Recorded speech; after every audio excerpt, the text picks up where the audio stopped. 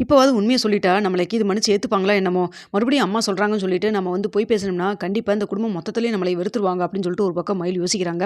அப்ப யோசிக்கிறாங்க, இல்ல அப்படி சொல்லியும் கூட நம்மள ஏத்துக்கலைன்னா என்ன பண்றது? அம்மா சொன்ன மாரி சொல்லலைன்னா, கண்டிப்பா அம்மா நம்மள வீட்டுக்குள்ள கூட சேர்த்துக்க மாட்டாங்க. டைவர்ஸ் பேப்பர்ல சைன் பண்ணிட்டு எங்கேயாவது போன்னு வேற சொல்லிட்டு இருந்தாங்க. நகை விஷயமாச்சே என்ன பண்றதுன்னு ஒண்ணுமே புரியலையே! அம்மா சொல்ற மாரி வந்துட்டு நகைக்கு காசு குடுக்கணுங்கிறப்போ, எல்லாமே இந்த ஒரு இடத்துல வந்து கேஸும் போயிட்டுருக்குது. பணமும் கேட்கறாங்களேன்னு சொல்லிட்டு ஒரு கட்டத்தில நம்மள ஏத்துப்பாங்களோ என்னமோ? அம்மா சொன்னது கரெக்ட்டா இருக்குமா? அப்படிங்கிற மாரி என்ன பண்றதுன்னு தெரியாம யோசிச்சிட்டே இருக்காங்க. கடைசியில வந்துட்டு இன்ஸ்பெக்டர் கேட்குறாங்க, "ஏம்மா உண்மைய சொல்லும்மா, எத்தன தடவம்மா உன்கிட்ட கேட்கறது? உண்மைய சொல்றியா இல்லையா மயிலு?" அப்படின்னு சொல்லி கேட்குறாங்க. எல்லாருமே மயில பார்த்துட்டே இருக்காங்க. அப்ப மயில் வேற வழி இல்லாம அவிங்க அம்மாவ பார்க்குறாங்க. அவிங்க அம்மா வந்துட்டு கண்ணு ஜாடை பண்ணிட்டு, "ஆமான்னு சொல்லு, ஆமான்னு சொல்லுன்னு" சொல்லி சொல்றாங்க. "ஆமா, நாங்க குடுத்தது அத்தனையும் வந்து தங்க நகை தான்னு சொல்லி சொல்றாங்க." இத கேட்டோனே மீனாக்கு செம கோவம் வந்துருது. "என்னங்க பேசிட்டு இருக்கிறீங்க நீங்க? மயிலு நல்லாதாங்க போய் பேசுறீங்க. நான் கூட ஒரு பக்கம் இரக்கமா இருந்தது. உங்க வாழ்க்கை இப்படி ஆயிருச்சே அப்படின்னு சொல்லிட்டு. ஆனா நீங்க உங்க அம்மாவுக்கு மேல நீங்க பொய் பேசுறீங்க" அப்படின்னு சொல்லிட்டு இருக்காங்க. "கொஞ்சம் அமைதியா இருங்க மீனா" அப்படின்னு சொல்லிட்டு சத்தம் போட்டு இன்ஸ்பெக்டர் பேசுறாங்க. அதான் சொல்றாங்கல்ல 80 சவரன் நகையும் வந்துட்டு போட்டதெல்லாம் உண்மைதான்னு சொல்லிட்டு அப்படின்னு சொல்றாங்க. அப்ப இதெல்லாம் வந்து பார்த்துட்டு சரவணன் உடனே சொல்றாரு, "சரிங்க மேடம். அவிங்க போட்டதெல்லாம் வந்து உண்மையான தங்க நகையாவே இருக்கட்டும். பில்ல காமிக்க சொல்லுங்க" அப்படின்னு சொல்றாங்க. "ஏன் மேடம் இதெல்லாம் நல்லாவே இருக்கு. நாங்க வந்துட்டு பொழுதன்னைக்கும் பில்லெல்லாம் வச்சுட்டே இருப்போமா? அதெல்லாம் எங்க கிடக்குதோ? முன்னாடி சின்ன வயசுலேருந்து இவளுக்காக கல்யாணத்துக்குன்னு சொல்லிட்டு இவளுக்கும் தங்கச்சிக்கும் நகை சேர்த்த ஆரம்பிச்சோம். இன்னும் அவ சின்னவளுக்கு கூட இன்னும் சேர்த்தி முடிக்கல. கொஞ்சம் கொஞ்சமா அப்பப்போ வாங்குனது தான். அதுக்கான பில்லெல்லாம் என்கிட்டலாம் கிடையாது. அது மட்டும் இல்லாம எங்க அம்மா, அப்பாலாம் போட்டதுன்னு சொல்லிட்டு பரம்பரை நகைய கொஞ்சம் வச்சிருந்தேன். இதுக்கெல்லாம் பில்லுக்கு நான் எங்க போகட்டும்?" அப்படின்னு சொல்றாங்க. "சரிங்க, கொஞ்சமாவது நீங்க கடையில வாங்கியிருப்பீங்கல்ல, அந்த கடையில வாங்குனதுக்கான பில்லையாவது குடுங்க. இல்லைன்னா கடை அட்ரஸாவது குடுக்க சொல்லுங்க மேடம்" அப்படின்னு சொல்றாங்க. "மேடம் 8 பவுனுக்கான வந்து பில் வேணா இருக்குது. மத்ததுக்கெல்லாம் எங்ககிட்ட இல்ல" அப்படின்னு சொல்றாங்க. இத பார்த்தோனே மீனா சொல்றாங்க, "பாருங்க மேடம், கரெக்ட்டா அந்த 8 பவுனுக்கு மட்டும் சொல்றாங்க. ஏன்னா அந்த 8 பவுன் மட்டும் தான் தங்க நகை கடையில வாங்குனது. மீதி அத்தனையும் கவரிங் நகை தான்" அப்படின்னு சொல்லிட்டு இருக்காங்க. "இங்க பாரும்மா மீனா, நீ அந்த வீட்டு மருமக. அதனால நீ என்ன வேணா பேசுவ. அதுக்காகலாம் வந்துட்டு நாங்க வாங்கி குடுத்த நகையில இல்லைன்னுலாம் சொல்ல முடியாது. நகை விக்கிற ரேட்டுக்கு எவ்வளோ எம்பட்டு பணம் ஆச்சு. ஒழுங்கா நகைய குடுத்துருங்க" அப்படின்னு சொல்லி பேசி தகராறு பண்ணிட்டு இருக்காங்க. அப்ப கரெக்ட்டா வந்துட்டு அங்க உடனே வந்து ராஜி வந்துர்றாங்க. ராஜி வந்தோன்னே, "எல்லாரும் கொஞ்சம் சத்தம் போடுறத நிறுத்துறீங்களா?" அப்படின்னு சொல்லிட்டு சத்தம் போட்டு பேசுறாங்க. அப்போ வந்துட்டு, "என்னம்மா ஸ்டேஷனுக்குள்ள வந்துட்டு எங்க கண்ட்ரோல் இல்லாம நீ பாட்டுக்கு சத்தம் போட்டு அதட்டிட்டு இருக்கிற" அப்படின்னு சொல்லிட்டு பேசுறாங்க. "என்ன மேடம் பண்றது? தப்பு பண்றவங்கலாம் இப்படி தப்பு பண்ணிக்கிட்டே இருக்கிறப்போ, நாங்க வந்து உண்மைய சொல்றதுக்காக ஏதோ குரல் கொடுத்து தானே ஆகணும்" அப்படின்னு சொல்லி பேசுறாங்க. "என்னம்மா உண்மை?" அப்படின்னு சொல்லிட்டு இருக்கிறாங்க. "இங்க பாருங்க, மீனா அக்கா சொன்ன மாதிரி இவங்க போட்ட நகையில முழுக்க முழுக்க முழுக்க முழுக்க அத்தனையும் வந்து கவரிங் நகை தான். 8 பவுன் மட்டும் தான் வந்து தங்க நகை" அப்படின்னு சொல்றாங்க. "என்னம்மா அவங்க சொல்ற மாரி நீங்களும் சொல்றீங்க" அப்படின்னு சொல்றாங்க. அப்போ உடனே மயிலோடைய அம்மா சொல்றாங்க, "நீங்க வேற மேடம், இந்த மீனா என்ன சொல்றாளோ அதத்தான் ராஜியும் சொல்லுவா. ராஜி என்ன சொல்றா, 2 பேரும் வந்துட்டு ஒரே வயித்துல பொறந்த ரெட்ட பிள்ளைங்க மாரி தான், ஒரே மாரி தான் பண்ணிட்டு இருப்பாங்க. அதனால இவ சொல்றத தான் அவளும் சொல்லுவா. 2 பேரும் பேசி வச்சுட்டு தான் வந்து சொல்லிட்டு இருப்பாங்களா இருக்கும். ஏன்னா குடும்பமே சேர்ந்து 8 பவுன தவிர மீதி அத்தனையும் வந்துட்டு கவரிங் நகைய மாத்தி வச்சிருக்காங்கல்ல" அப்படின்னு சொல்றாங்க. இத பார்த்துட்டு இருக்கிற கோமதி, "ஐயோ மேடம், அத்தனையும் பொய் பேசுறாங்க. அவ நகைய நான் ஒழுங்கா தொட்டு கூட பார்த்தது கிடையாது. அவ போடுவா விசேஷத்தன்னைக்கு, அத கொண்டு போய் கழட்டி குடுப்பா. அத கொண்டு போய் நாங்க லாக்கர்ல வைப்போம். அவள மட்டும் தான் நாங்க பண்ணோம்" அப்படின்னு சொல்றாங்க. அப்போ சரவணன் சொல்றாங்க, "அம்மா சொல்றது தான் முழுக்க முழுக்க உண்மை. நான் கூட அத வாங்கி பார்த்ததே கிடையாது. உண்மைய சொல்லப்போனா வரதட்சணை குடும்பம்னு சொல்றாங்க பார்த்தீங்களா? நாங்க நகைய ஒழுங்கா திருப்பி அப்பவே பார்த்துருந்தோம்னா, அவைங்க போட்டிருக்கிறது போலி நகைன்னு சொல்லி எங்களுக்கு அப்பவே தெரிஞ்சிருக்கும். நாங்க அத கூட ஒழுங்கா கவனிக்கலையே. ஏன்னா அவைங்க மேல அவ்வளோ தூரம் நம்பிக்கை வச்சிருந்தோம்" அப்படின்னு சொல்லிட்டு இருக்காங்க. இதெல்லாம் பார்த்துட்டு பாண்டியனும் செம கோவப்படுறாங்க. அப்ப பாண்டியன் யோசிக்கிறாங்க, இந்த மீனா முன்னாடி இதெல்லாம் சொல்லியிருந்திருக்கணும்ல அப்படின்னு சொல்லிட்டு மனசுக்குள்ள யோசிச்சுட்டு இருக்காங்க. அப்ப ராஜி வந்துட்டு, "மேடம் கொஞ்சம் அமைதியா எல்லாரும் கொஞ்சம் அமைதியா இருங்க. நான் உண்மைய சொல்றேன்" அப்படின்னு சொல்லிட்டு இருக்காங்க. "என்னம்மா சொல்ல வர?" அப்படின்னு சொல்றாங்க. "மேடம் ஒரே ஒரு தடவ மட்டும் நான் சொல்ற விஷயத்த மட்டும் கேளுங்க. நானும் அக்காவும் வந்துட்டு விசேஷத்தன்னைக்கு மாடியில நின்னு ஃபோட்டோ, வீடியோ எடுத்துட்டு இருந்தோம். அப்ப நாங்க அங்க நிக்கிறது தெரியாம, இவங்க பின்னாடி இருந்து பேசிட்டு இருந்தாங்க ஃபேமிலியே. அப்பதான் தெரிய வந்துச்சு போட்ட நகையெல்லாம் வந்து கவரிங் நகைன்னு சொல்லிட்டு" அப்படின்னு சொல்றாங்க. "என்னம்மா நீ சொல்றதெல்லாம் நாங்க எப்படி நம்புறது?" அப்படின்னு சொல்றாங்க. "நீ இப்படி கேட்பீங்கன்னு தெரியும். ஏதோ அன்னைக்கு கடவுள் புண்ணியத்துல எங்களுக்கு நல்ல நேரமோ என்னமோ, நான் அன்னைக்கு ஃபோட்டோ, வீடியோ எடுத்துட்டு இருந்தப்போ இவங்க பேசுனதெல்லாம் அந்த வீடியோவா ரெக்கார்ட் ஆயிருக்கு. இங்க பாருங்க" அப்படின்னு சொல்லிட்டு குடுக்குறாங்க. அத வாங்கி பார்க்குறாங்க. அப்போ வந்துட்டு உடனே வந்துட்டு இதெல்லாம் பார்த்துட்டு மயிலோடைய அம்மா, "ஐய்யய்யோ! இப்படி ஆயிருச்சே! இப்படி மாட்டிக்கிட்டோமே!" அப்படின்னு சொல்லி நினைக்கிறாங்க. அப்ப மயிலும் என்ன பண்றதுன்னு தெரியாம முழிக்கிறாங்க.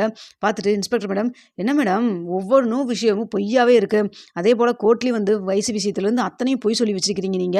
இப்பவும் பாருங்க நகை விஷயத்திலயும் பொய் பேசியிருக்கீங்க. ஏங்க நீங்க கேஸ் குடுங்க இவங்க மேல. தூக்கி உள்ள வைக்கிறேனா இல்லையான்னு பாருன்னு சொல்றாங்க. அது மட்டும் இல்லாம மயில பார்த்து, "ஏம்மா உன்ன பார்த்தா ஏம்மா உங்க அம்மா தான் ஏதோ வந்து தெரிஞ்சும் தெரியாம பண்றாங்கன்னா, அவங்களுக்கு புத்தி சொல்றத விட்டுப்புட்டு அவங்க சொல்றதுக்கெல்லாம் தலையாட்டிட்டு வந்து நின்னுட்டு இருக்கிற. என்னம்மா நினைச்சிட்டு இருக்க? நீ உன் புருஷனோட சேர்ந்து வாழணும்னு சொல்லி ஆசைப்படுற. ஆனா ஆசைப்பட்டா மட்டும் போதுமா? பொய் பேசாம இருக்கணுமா? வாய தொறந்து அத்தனையும் பொய்யி. எப்படிம்மா வாழுவாரு?" அப்படின்னு சொல்றாங்க. இத பார்த்துட்டு இருக்கிற உடனே சரவணனும், "பார்த்துக்கிட்டீங்களா மேடம்? இப்படி வாய தொறந்து அத்தனையும் பொய்யி, பொய்யி, பொய்யி. இந்த பொய்யினால தான் இப்படி ஸ்டேஷன் வரைக்கும் வந்து கொண்டு வந்து விட்டுருக்குது. மீண்டும் கொஞ்சம் கூட திருந்தாம பேசின பொய்ய மறுபடியும் பூசி முழுவிட்டே இருக்காங்களே. இவங்கள எப்படி நான் ஏத்துக்கிட்டு இவளோட நான் வாழ முடியும்னு நினைக்கிறீங்க? இந்த உலகமே 2ஆ பிரிஞ்சாலும் பரவாயில்ல. உலகத்துல இருக்க அத்தனை பேர் சொன்னாலும், யார் சொன்னாலும் இனிமேல் நான் கேட்க போறது கிடையாது. இவளோட நான் சேர்ந்து வாழ போறதே கிடையாது. மேடம் நான் கேஸ் குடுக்குறேன். இவங்க அத்தனையும் பொய் கேஸா குடுத்து வச்சுருக்காங்கன்னு சொல்லிட்டு.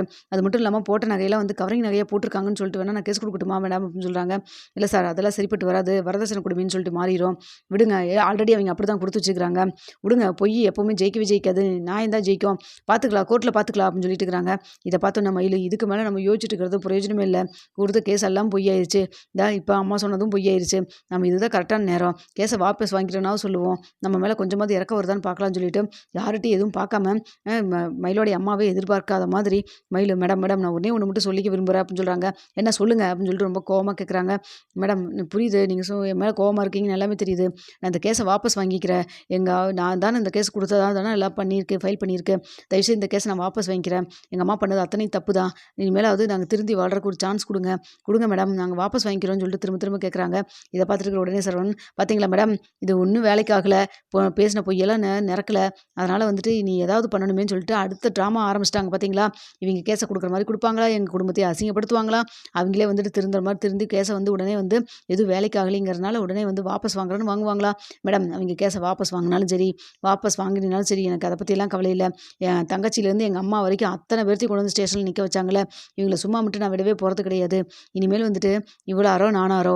இங்க பாருங்க அவ கேஸ வாபஸ் வாங்கினாலும் சரி, வாங்காட்டி சரி. இத பார்த்தோன்னா நான் அப்படியே இறக்கப்பட்டு உடனே இவள வீட்டுக்கு கூட்டு போகணும்னு தான் நினைச்சிட்டு இருக்கிறா. அது மட்டும் நடக்கவே நடக்காது. என்னமோ பண்ணிட்டு போ சொல்லுங்க. அப்படின்னு சொல்லிட்டுருங்க. அப்ப பாண்டியன் சொல்றாங்க, ஆமா மேடம் சரவணன் சொன்ன மாரி தான். குடும்பமே இவங்கனால நாங்க அசிங்கப்பட்டு நின்னுட்டு இருக்கிறோம். நான் என்னென்னமோ நினைச்சு நான் வந்து மத்த பசங்க 2 பேரும் வந்துட்டு அவங்களே தேடிக்கிட்ட வாழ்க்கை தான். நல்லா இருக்கிறாங்க. ஆனா நான் பார்த்து ஒவ்வொரு விஷயத்தையும் பார்த்து பார்த்து சரவணனுக்காக நான் வந்து அவனுக்கு வந்து நல்ல வாழ்க்கைய அமைச்சு குடுத்தேன்னு ஒரு சந்தோஷத்துல இருந்தேன். அவனும் என்னைய நம்புனா முழுக்க. ஆனா இப்ப எதுவுமே நிஜம் இல்லங்கிறது நான் பண்ணதெல்லாம் தப்புங்கிறத வந்து செவுத்துல ஆணி அடிச்ச மாரி சொல்லிட்டாங்க. இனிமேலும் இந்த பொண்ணு எப்போ உட்கார்ந்து கொண்டு என் வீட்டுக்கு வரமாட்டா அப்படின்னு சொல்லிட்டு இருக்கிறாங்க. இத பார்த்துட்டு இருக்கிற மயிலோடைய அம்மா, என்னங்க அவன் தான் அவரு மாப்பிள தான் வந்துட்டு ஏதோ சின்ன சின்ன வயசு ஏதோ கோவத்துல சொல்றாருன்னு பார்த்தா, நீங்களும் இப்படி எடுத்தங்க கவுத்தன்னு பேசினா என்ன அர்த்தம் அப்படின்னு சொல்றாங்க. ஏம்மா நீ என்னம்மா பண்ணி வச்சிருக்கிற? அப்படின்னு சொல்லிட்டு உடனே வந்து கோமதி சண்டைக்கு வராங்க. இத பார்த்துட்டு இருக்கிற உடனே இன்ஸ்பெக்டர், இது என்ன ஸ்டேஷன் நினைச்சீங்களா? என்ன நினைச்சீங்க? ஒழுங்கா வெளில கிளம்பி போங்க. யாரும் சத்தம் போடக்கூடாது. கிளம்புங்க அப்படின்னு சொல்லிட்டு இருக்கிறாங்க. அப்ப உடனே வந்துட்டு கோமதி சொல்றாங்க, இங்க பாருங்க இந்த பொண்ணு இனிமேல் எக்காரணத்தை கொண்டு என் வீட்டுக்கு வரக்கூடாது. அதுக்கு ஏதாவது சட்டம் கேஸு ஏதாவது சொல்லுங்க. அதையும் பண்ணிடலாம் அப்படின்னு சொல்றாங்க. அப்போ உடனே வந்து சரவணன் சொல்றாங்க, அம்மா அதுக்கு தான் நம்ம டைவர்ஸ்க்கு அப்ளை பண்ணியிருக்கோம்லம்மா. கோர்ட்டு பார்த்து தீர்ப்பு சொல்லுவாங்க. கண்டிப்பா இவளுக்கு டைவர்ஸ் குடுத்துட்டு தலையோட சேர்த்து இவள ஒரு முழுக்க போட்டுட்டு நம்ம வாழ்க்கைய நம்ம பார்க்கலாமா? வாங்கம்மா ஏதோ ஒரு கெட்ட நேரம் நம்ம நினைச்சுக்க வேண்டியதா அப்படின்னு சொல்லிட்டு இருக்கிறாங்க. பாத்தியாடி என் பையன் எப்படி பேசுற அளவுக்கு வச்சுட்டியல்ல நீயே. இதுக்கு மேலேயும் மறுபடியும் வெட்கமே இல்லாம அந்த வீட்ல வந்து வாழணும்னு நினைக்கிறியே. எந்த மூஞ்சி வச்சுட்டு நீ அங்க வந்து வாழ வருவ சொல்லு? அது மட்டும் இல்லாம உனக்கு நீ பண்ண இத்தனை பித்தலாட்டத்தனத்தையும் மறந்துட்டு உன்னோட எப்படி என் பையன் வந்து குடும்பம் நடத்துவான்? உனக்கு என்ன மொத்தத்திலே வந்துட்டு இங்க வந்து சந்தோஷமா சொகுசா உனக்கு வாழ்ந்தா போதும். என்னென்னலாம் பண்ணலாம். இவங்க என்ன பண்ணாலும் ஒண்ணும் பண்ண போறதில்ல அப்படின்னு சொல்லி நினைச்சுக்கிட்டியா? எங்களெல்லாம் பார்த்தா உனக்கு கிள்ளிக்கிற மாரி தெரியுதா? அப்படின்னு சொல்லிட்டு இருக்கிறாங்க. இத பார்த்துட்டு இருக்கிற மயிலு, பாத்தியாம்மா எல்லாம் உன்னாலதாம்மா. நீதாம்மா அத பண்ணா கரெக்ட்டா இருக்கும். இத பண்ணா கரெக்ட்டா இருக்கும். நான் சொன்னா கரெக்ட்டா இருக்கும். இத பண்ணு, அத பண்ணுன்னு சொல்லிட்டு கேஸ் போடுறான். அத பண்றேன், இத பண்றேன்னு பண்ண. கடைசியில என் வாழ்க்கையே ஒண்ணுக்கு இல்லாம பண்ணிட்டீல அப்படின்னு சொல்லிட்டு இருக்கிறாங்க. ஏய் இங்க பாரு மயிலு அப்படின்னு சொல்றாங்க. அம்மா நீ எதுவும் எனக்கு பேசாத. நீ என்னை வீட்டுக்குள்ள விடலனாலும் பரவாயில்ல. இனிமேலும் வந்து நான் எதுவும் பொய் பேச தயாரா இல்ல.